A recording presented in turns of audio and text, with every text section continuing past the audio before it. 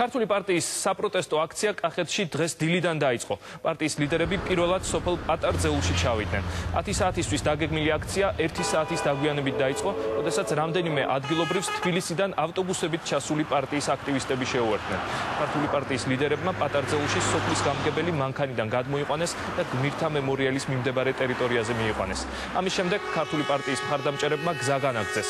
ისინი დღეს აქციების გამართვას კახეთში რამდენიმე ადგილზე გეგმავენ. გამგებელი რომელია? ეს არის გამგებელი. გამგებელი რომელი ხარ ახლა ვენახო? ეს არის. ეს არის გამგებელი. ეს არის, აი პატივცემული გამგებელი. ვიდეო გავალათ ერთი და ვერ ხარ გამგებელი ამ სოფლის. გამოვდან თუ შეიძლება. მოდით აი ჩემო ხალხო, ჟურნალისტებს თქოთ ყველას, ეს არის პატიოსანი ადამიანი. ამ შესანიშნავი სოფლის გამგებელი. აი ამ ადამიანს ეუბნებია რომ დაბლოკე რომ არ გამოიარო სოფელმა. ხო ესია. სად არის მოდით აქ? აი პატივცემული სოფელი. მოდით ადგილობრივები, რომელი სოფელია? არ უშვებთ აქეთ ხალხს არ ატარებთ. იგივეა ყველა სოფელში.